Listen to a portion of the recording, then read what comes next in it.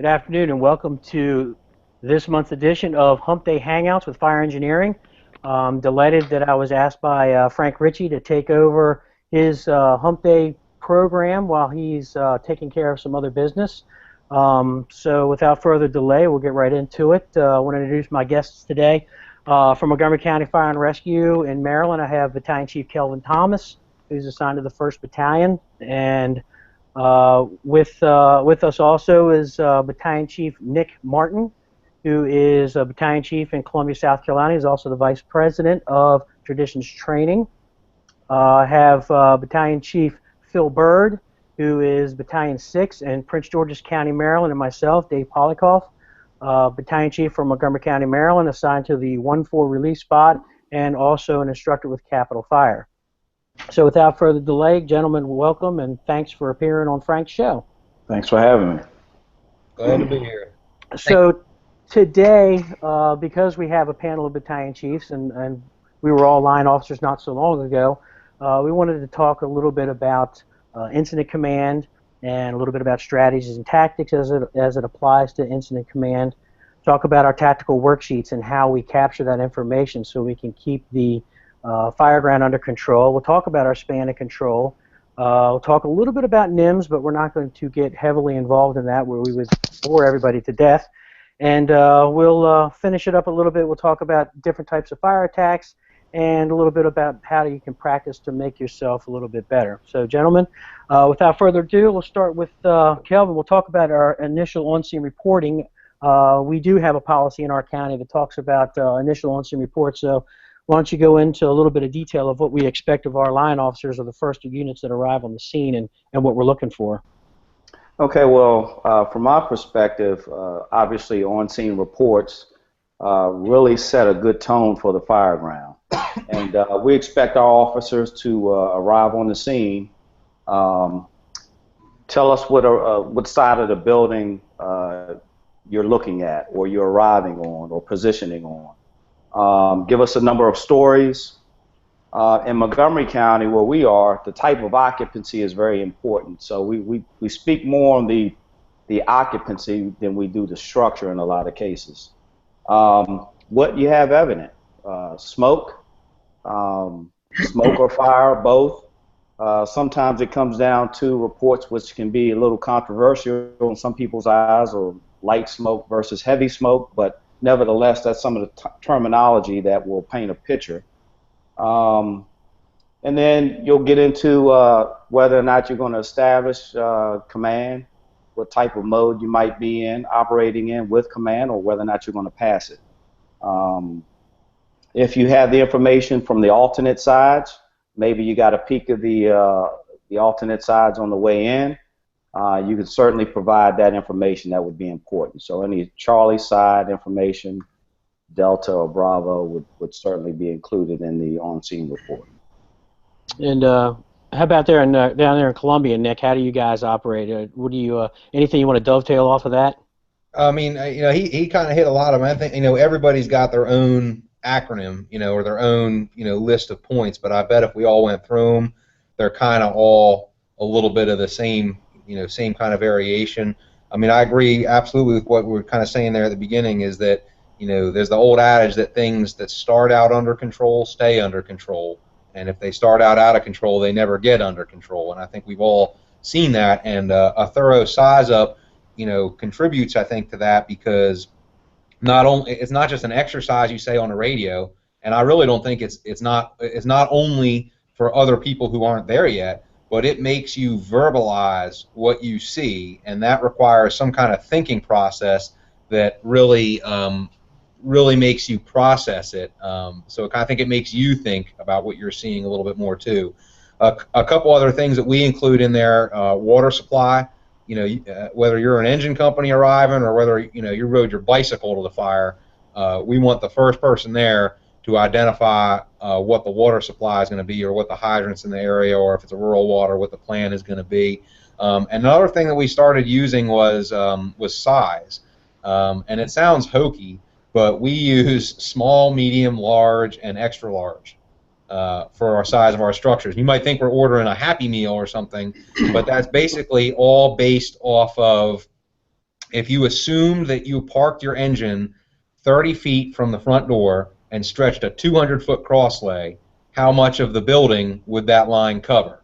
You know, small, it would cover 100%. You know, all the way up to extra large, it would only cover 25%. And there's plus or minus accuracy on that, but what it really kind of does is it gives the engine companies an idea what kind of stretches they can anticipate doing, which really gets important when you're talking about the backup lines, and it gives the incident commander kind of an idea about how much manpower is going to be involved in those stretches in, say, a small house where a 200-foot crosslay is going to take care of it versus an extra large warehouse where the guys are going to be stretching 300-400 feet of hose through limited visibility. I mean, that's just the 360 is huge for us. You know, we want a 360 done by the first arriving unit also to get that, the other sides of the building and everything. But that's kind of what we're looking for. I know that that in Prince George's County, I guess it's been a little over a year, Phil, you guys have instituted that that 360 has to be done by that first arriving engine company or that first arriving unit. That's correct? Yeah, we're trying to enforce that, or not enforce that, but follow that policy and procedure.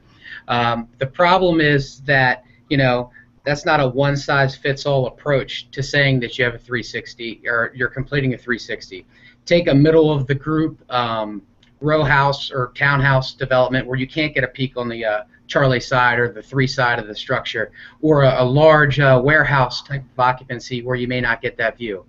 All attempts from the get-go in Prince George's County, we encourage our engine officers primarily to try to get a 3-sided view on approach, and then say we're standing by for the 360. So yes, that is the intention, but it's not a one-size-fits-all type of thing. And I like your approach, Nick, with that small, medium, large, and extra large. It's going to allow that engine company, or at least if the truck company is the first one there, the engine company to know, I might not hit it with my 200 pre-connect. I may have to make a leader line or make a line a lot longer. It takes that whole guesswork out when you arrive on the scene.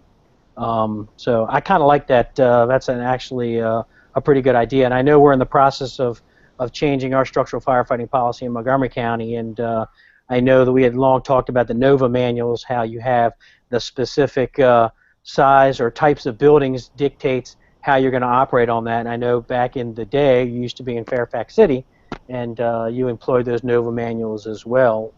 And I believe that you guys had a policy kind of written or an outline of for each specific type of structure you ran. Is that correct? Yeah, and it's something actually I still reference quite a bit. All the manuals that they use there in the NOVA system, because they got a manual for everything, for garden apartments, for high-rise, for townhouse, for single family, and in many ways it's like they wrote their own textbook for that type of incident, which I think is almost a little bit better than reading somebody else's textbook because it applies specifically to their operations. But one of our other guys, another fire engineering family member, Dan Shaw, I believe is still a very active member on that manual committee, and that's part of my long-term plan here, is to see us kind of move towards that kind of approach. Yeah, I've always liked the NOVA manuals.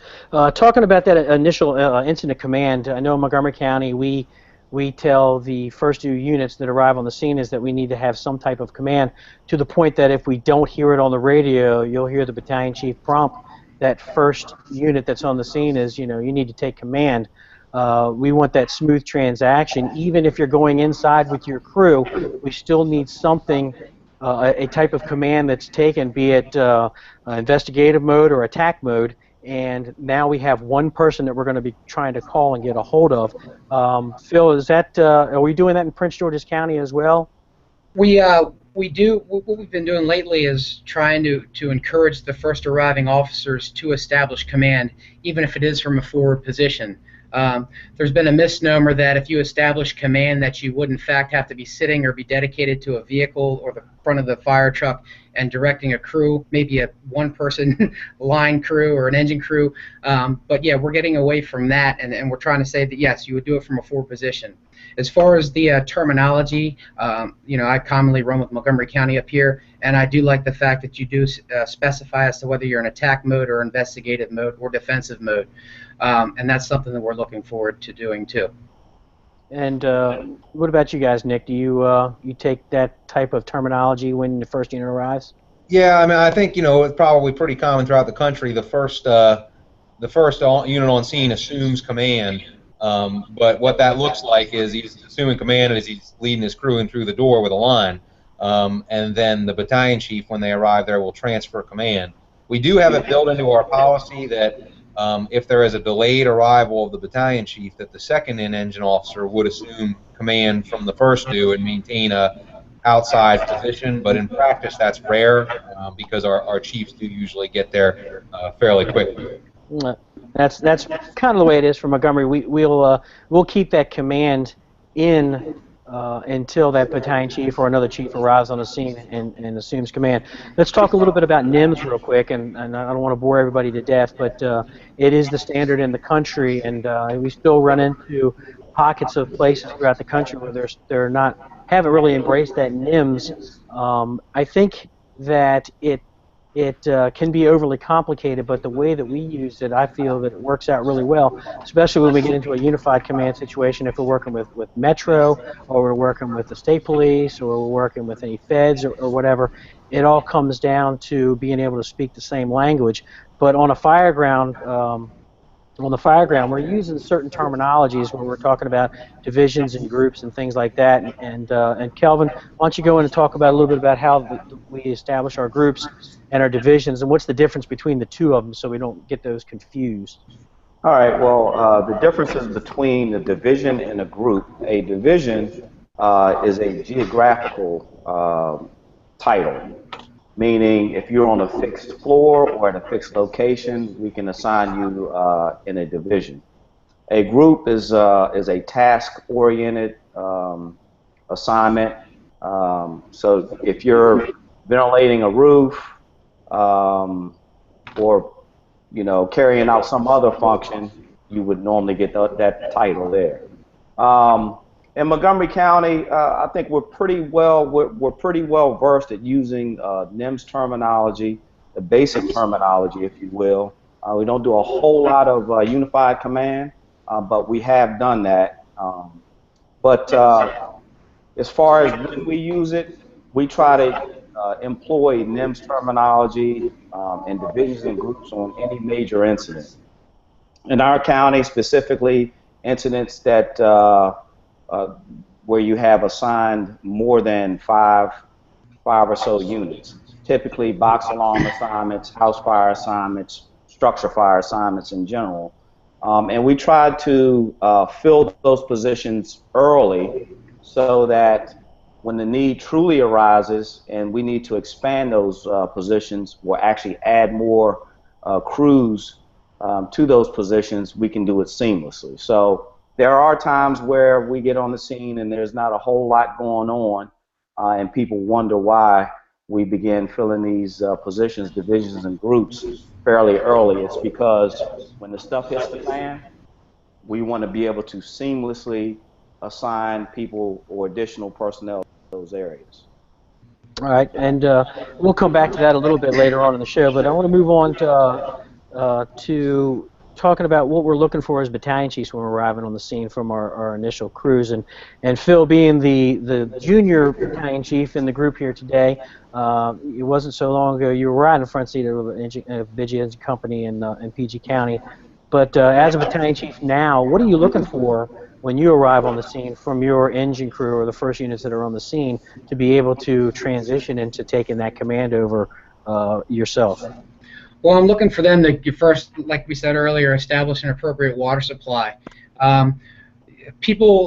Unit officers are creatures of habit, and by that I mean that we have some companies have 4-inch hose beds or hose lays. Some people have 3-inch hose lays. Some people have dual 3-inch split hose lays. And just because out of repetition, out of running a house fire, running a report of a house fire, they lay out that single line. And when they have the big fire where they need a lot more water, they don't remember to do that. So as a command officer, I'm looking for a succinct return, a radio report from my crews to capture the type of occupancy, the potential size of the occupancy, conditions found and where it's going. That often gets overlooked. Some people like to pull up and say they have fire showing from the first floor on side alpha, but they leave out that it's extending into the second floor with the potential of people being trapped. But it all comes back to that, doing it on medical locals and all kinds of runs, just riding through your areas, even when you're off duty and practicing what you're going to say. They try to oftentimes just squeeze so much information into one quick report or one quick blast that they tend to miss some things, or they tend to throw some things out there hoping something sticks and makes sense. And that backlogs us, like Chief Martin said, that report sets the tone, the proper tone, and if that tone is not set, the incident commanders and their additional arriving companies have to play the catch-up game, and we don't want to go down that route. And how about you, Nick? What are you looking for when you arrive on the scene from your first cruise? And I know you're out and about in Columbia all over the place, and it seems from all your pictures you're coming up on a lot of work. So what are you guys looking for?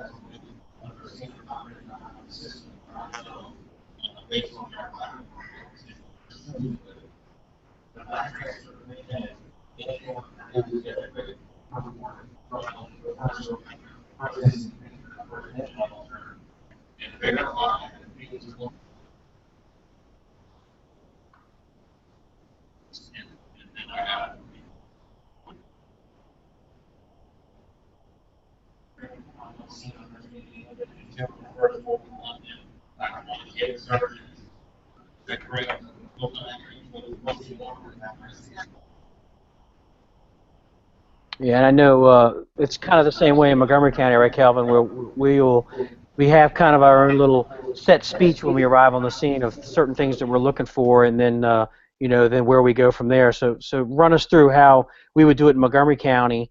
Obviously it's probably the same all over of the things that we're looking for when we're on the scene and how we assume command.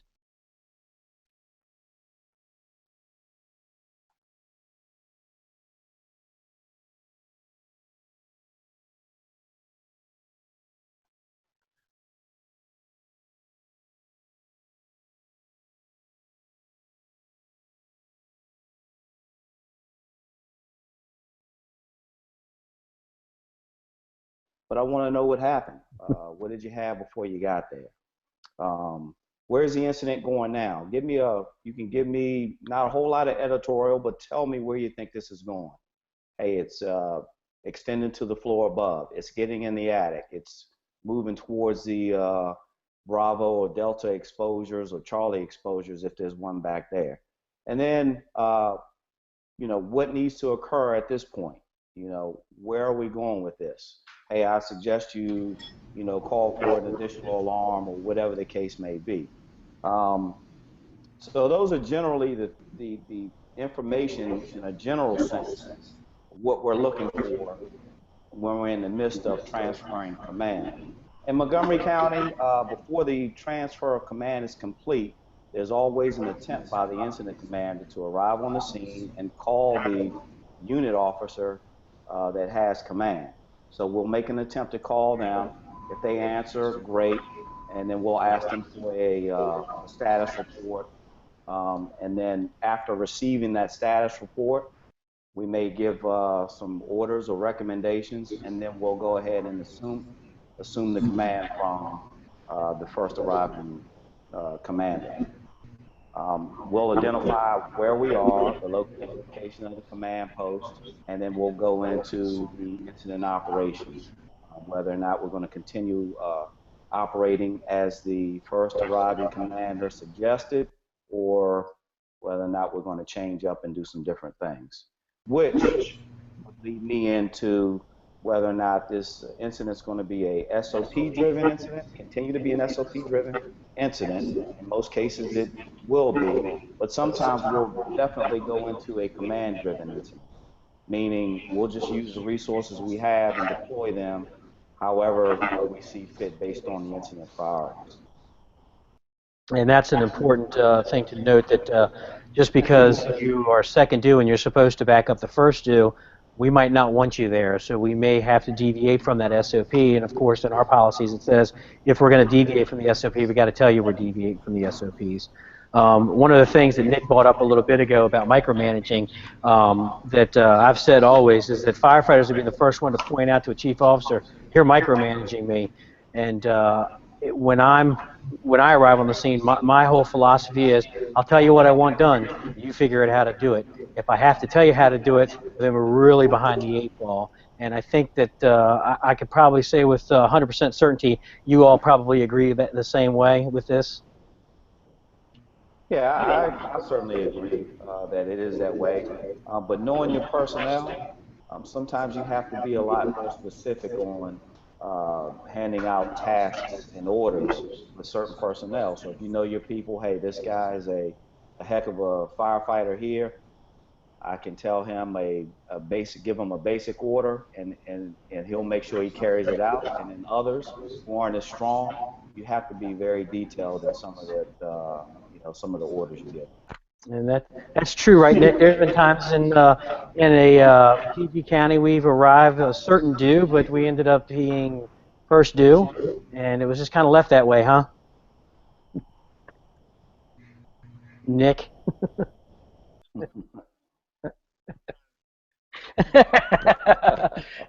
But no.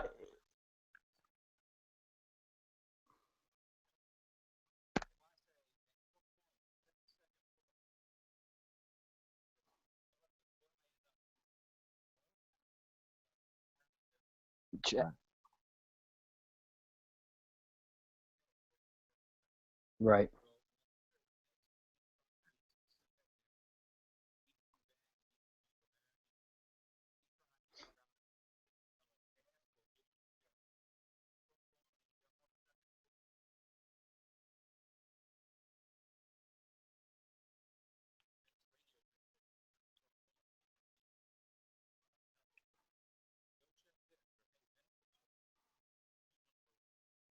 Right.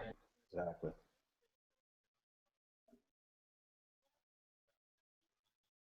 And it is a fine line, and like I said, firefighters are the first person to point the finger at you saying, "Stop micromanaging me," but it is a fine line, and you got to know your people. Moving into, we talked about span and control. We'll talk a little bit more about that when we talk about our tactical worksheets. When we're talking strategies and tactics, obviously we don't want to get too heavily involved if the strategy that was employed by the first company that arrived on the scene, if it's something that we can support, then we continue down that road. If it's something that we need to reevaluate and change, then we'll change that, and we change the strategies and employ our tactics. We talk about transitional attack in this country, and a lot of people have taken it personally. A lot of people have taken it the wrong way. A lot of people get angry when you hear about it. I was fortunate enough to sit down with our fire chief, and we talked a little bit about transitional attack.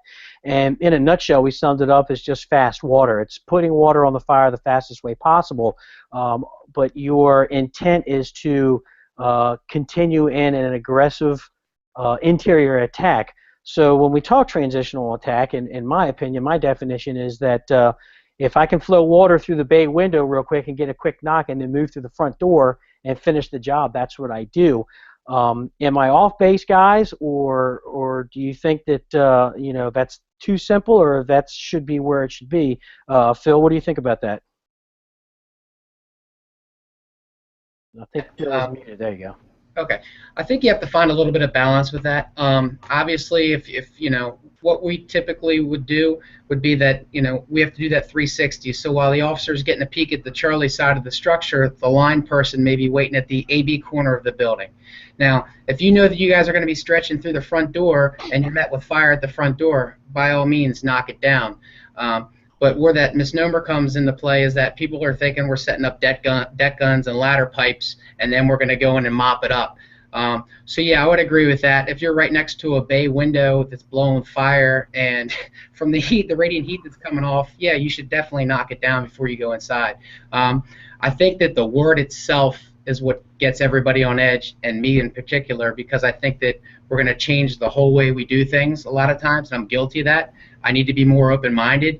But at the same time, I don't want to be loft in water 3 floors in height, you know, from a hand line or from a deck gun, and not knowing the status of the interior conditions. What do you want to add to that, Nick?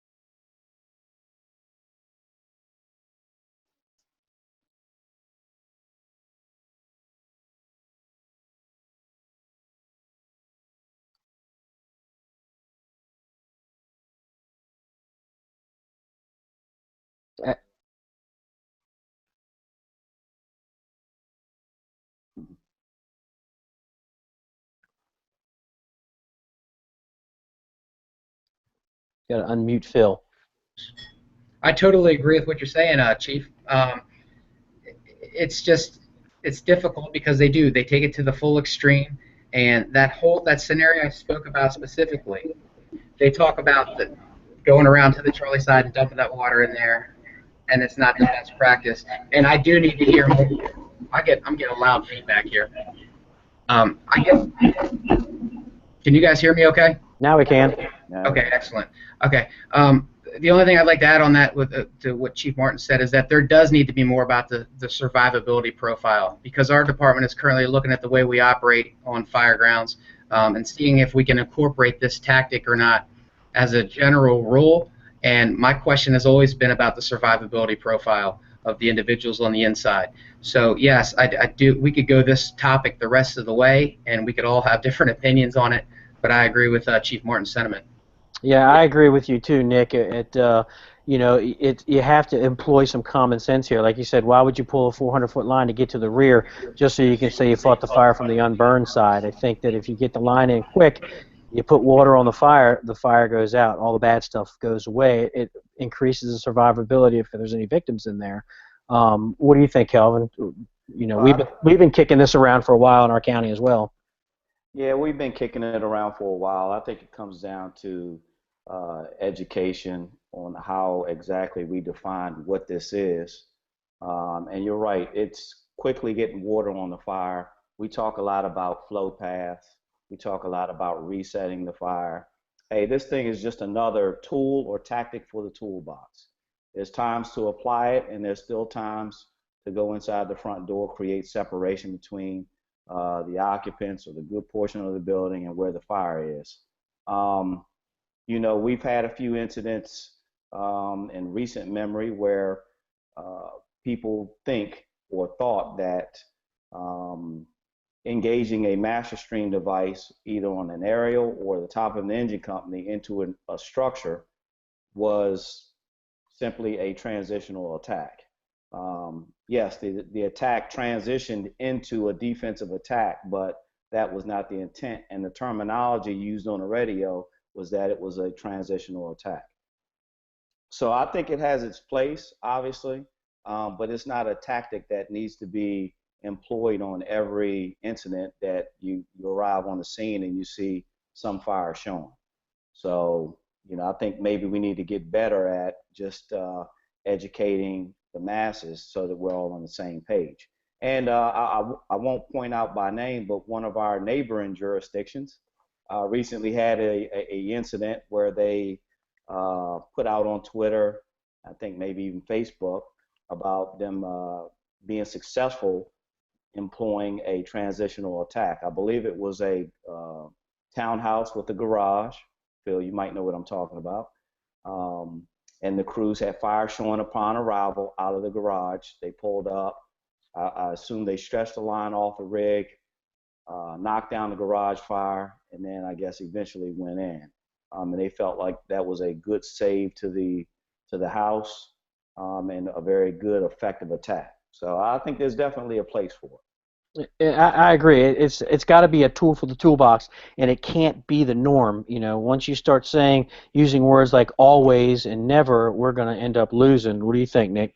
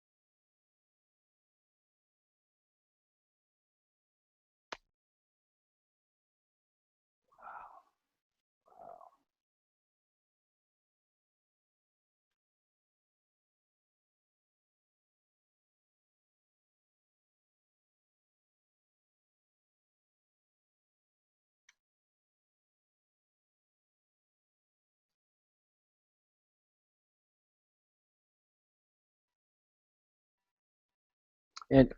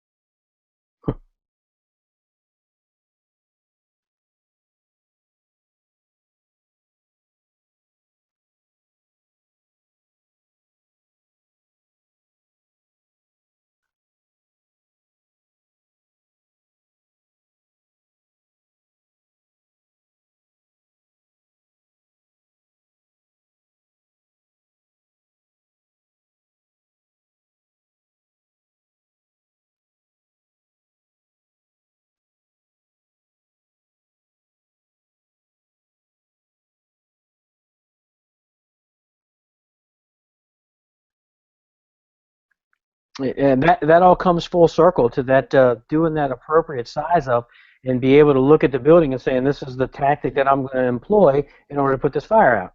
And that's where you really have to start hitting home with these guys of giving good on-scene reports, giving good size ups, and taking the tactical considerations and employing that. And I agree that this can't be the norm. It has to just be a tool, and you have to decide when it needs to be employed. And you know, to that end, we won't beat this dead horse up anymore and we'll take it out to pasture and leave it be, unless anybody wants to throw anything else in there. But I think we've pretty much well grounded that. We're talking about span of control, and we talk about our tactical worksheets. And I know everybody that's at this panel right now, we use tactical worksheets, and Nick and I have tweeted about it back and forth a few times. To me, the average firefighter will tell you all that chief's doing is checking boxes. And that's not how we run a fireground with our tactical worksheet. We just don't check boxes. I approach the tactical worksheet as more of a reminder sheet of things that I have to make sure get done, and like call for utilities. It also squares away who I have responding on the call, who I have in place, so it's my accountability system, and it allows me to chunk this incident into a smaller groups and divisions, so I only have to talk to anywhere between 3 to 7 people. Phil, is that what your experience has been since you've been doing this, since you started doing this? Yeah, that's been my experience. What we do typically is that the issue that we have, even if we try to minimize the radio traffic through different units, we've had plenty of safety enhancements in Prince George's County over the last 10 years, namely that most riding positions are equipped with portable radios, is that the echo you get, regardless of who's given their radio reports, it's really hard to decipher. And if they have any voice enhancers connected to their SCBAs, because, you know, for me as a new command officer, it's a little bit overwhelming with distractions coming up to the sides of the vehicle, additional command officers being in the vehicle, or a firefighter or a person not assigned a divisional role given a radio report. And I try to filter that and police that as best I can, doing my station visits and stuff, saying, look, you know, if you're assigned a divisional role, the radio reports, unless urgent or a Mayday type of situation, need to go face-to-face primarily through that division supervisor, and then, if not, go through that division supervisor over the radio. But, you know, everybody now has a radio. A lot of people think they have to talk on it, and it does a better job at minimizing that. Yep. Well, how about you, Nick? How have you found using these tactical worksheets? How has it helped you? Is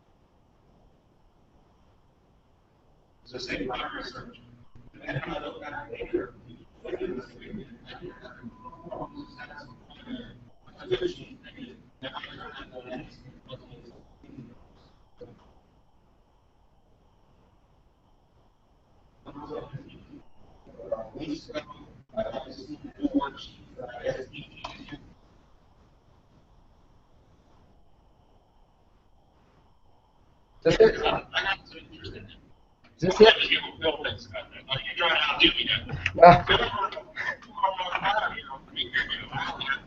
Yeah, there, yeah. And, I'll get with you on that. Yep. And Kelvin, you know, we obviously use the same worksheets. I think the best thing that we ever did with our worksheet was make them, what are they, like 18 by 14 inches? So if you forget your glasses, you can still read it at 3 o'clock in the morning. Right, right. You know, I think these sheets are very important to the success of an incident commander. You know, the two words that I think of with these sheets are accountability and and organization, because they do provide us mechanisms to account for the personnel on the scene and in some cases not on the scene, and it allows us to be organized. Because let's face it, we get on the scene, there's a lot of stuff going on, we forget. If there's any changes in running orders or units that were dispatched, now they're not, while en route, we can clean all of that stuff up. So yeah, it does provide us both of those. And the last one on that is documentation. We don't talk about getting back to the office and now having to document the incident or our actions of the incident, back on whatever computer systems you use. But documentation is important as well. So I refer back to my tactical worksheet to help me document, what was done on the fireground. I know in Montgomery County, anytime we get an unusual incident or incident that involves an injury to a firefighter or a fatality, or if it's a second alarm or greater, we have to do a post-incident analysis. I think most battalion chiefs would love to pull 14 task force where they call for a second alarm, because it's a lot of writing when we do our post-incident analysis. But that tactical worksheet helps out. And I know, Phil, you've already done a couple of them in the short time that you've been in the 6th Battalion, and it's a lot of writing. And if you don't have that tactical worksheet, it kind of gives you kind of put you behind the 8 ball of who was where and what happened, especially as this incident moves pretty quick. Yeah, I totally agree. And with that, pictures and/or an incident sketch comes in handy as well too for when you do these reports. It certainly helps you. It brings it back. You incorporate the audio that you may be able to get from your dispatch centers to kind of help you along as well. Between your incident sketch, your photos, this command chart, and the audio, you should be able to put together a pretty good report and be able to remember everything.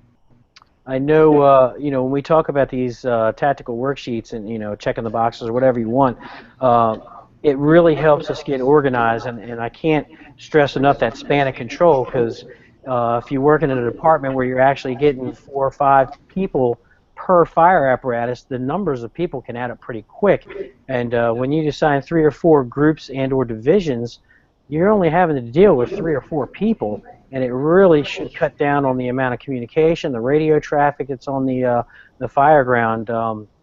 Have you struggled with anything like that, Nick, or is it actually kind of helped out having these groups of divisions assigned, so you know that you only have to talk to a certain number of people?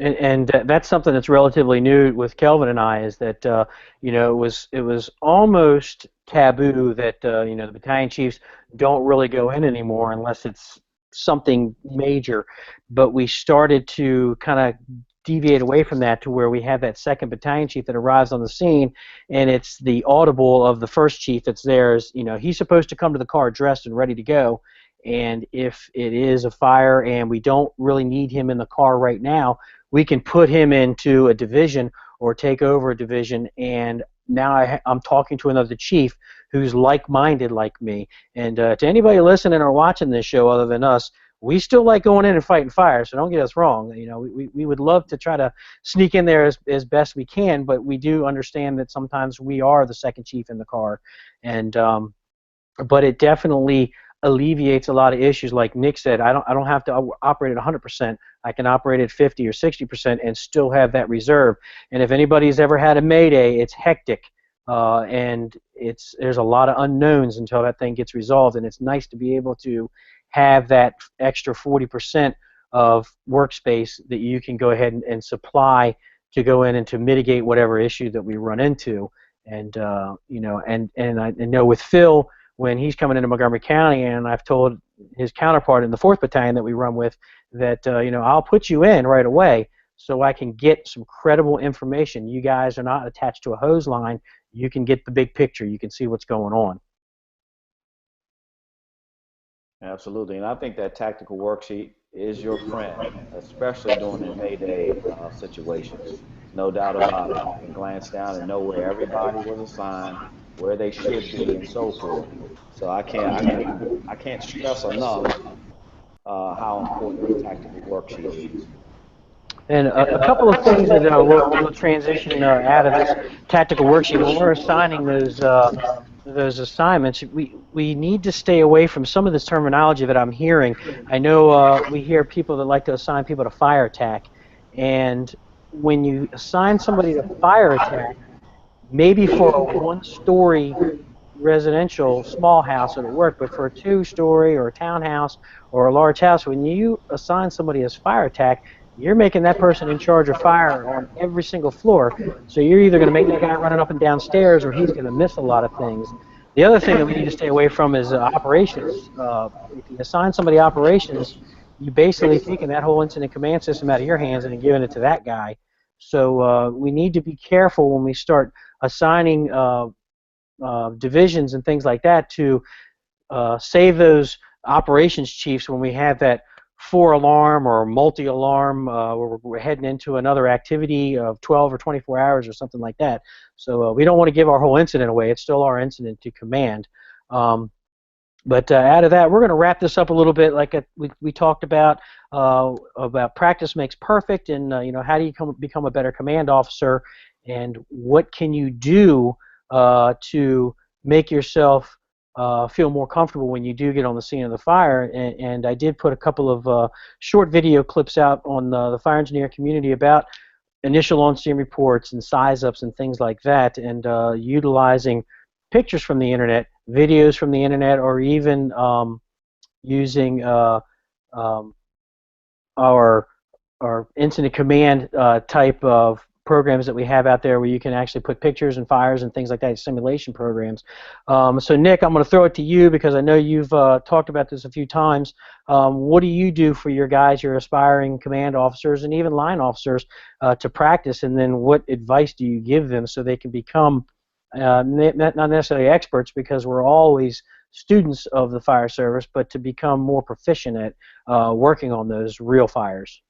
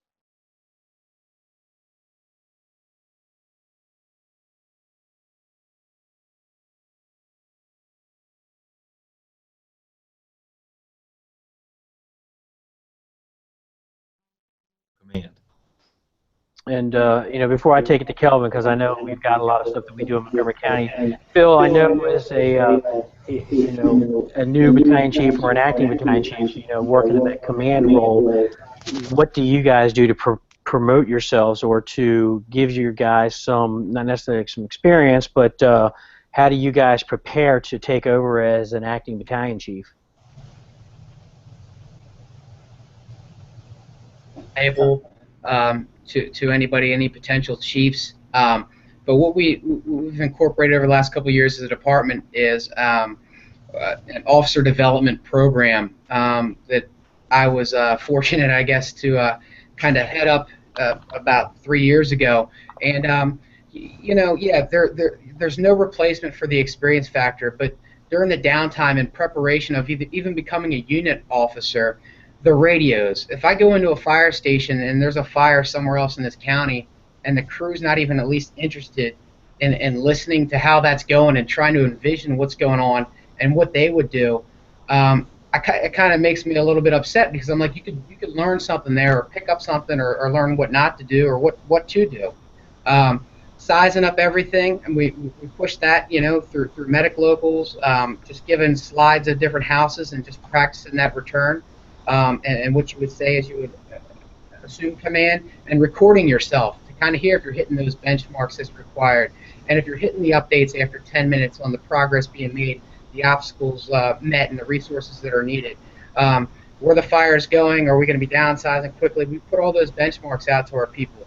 But you get some of the best experience at those tailboard critiques that happen after an auto fire or a 3-alarm fire with several people trapped. And what I've found that some chiefs that I've not gotten from some chiefs is a swift kick in the butt when I messed up. Because for one, myself, I'm my harshest critic. I want that feedback, and sometimes we miss it because we want to worry about their feelings about the operation and stuff, so we tread lightly and we skip around that. So those are pretty much the things that we do here. We've been doing quarterly training, rolling out companies to marketplaces or commercial occupancies that have been available to practice a size up in command and structure, and then going down to our training academy more often than not as of late. And we'll round this off with Kelvin. Why don't you kind of explain our command competency program, what we do with our bump ups or our bump ups captains, the chiefs, and as well as all the chief officers, career and volunteer in our county, and then also how we practice and what we do to prepare ourselves. All right, well, at Montgomery County, we do have a command lab. We call it Command Competency Lab. It's just a huge lab area that consists of model buildings, roads, trucks, buildings, you name it. And we use that as basically a playground for incident commanders, a place where we can burn down buildings and you're not in trouble for it, you didn't kill anybody, and things of that nature. All of our command officers are required to visit this place at least once a year. So we're actually tested or evaluated on our ability to command incidents, not just structure fires, but it could be hazmat, large EMS incidents, you name it. So I think that's been a great tool for us. We are a combination system in Montgomery County, and ever since that building has been a part of our training, you could see that the level of competency has risen throughout the county, from volunteer chiefs to career chiefs alike. So it's been a great asset for us to use, and I know we've had other jurisdictions come out and use it from time to time as well. So, but this day and age, I think it's great. The new generation of firefighters coming through, they may not see as much fire on a physical basis or on a personal level, but they have a multitude of videos, pre-arrival videos that are available to them. I know when I came in 1988, you were lucky if you saw a Polaroid picture of a pre-arrival, fire or whatever. Now they're just out here, so you can use those as teaching aids get out, oversee some of the company drills, just have discussions. You know, training should be a part of your department's culture, and you should be talking about how to get better, how to manage, mitigate various incidents all the time. And as I want to reiterate what Nick had said, there's absolutely no substitution for experience. You cannot become proficient by just sitting in front of a computer and looking at pictures and try to call yourself an expert. You have to actually put what they say, the rubber where the road meets. And that's the only way that you're going to get good. You're going to make mistakes, but you allow for those mistakes and you learn from them. And that's pretty much all we have. Anybody have anything they want to add before we wrap this up?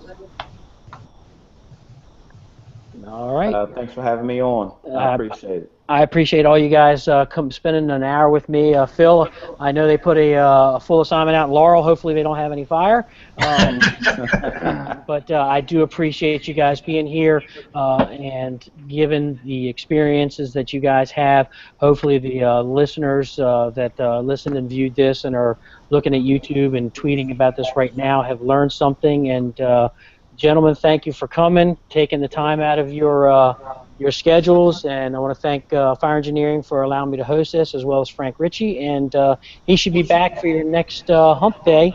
And until then, gentlemen, have a good day and be safe. Thanks, guys. Thank you. Thank you.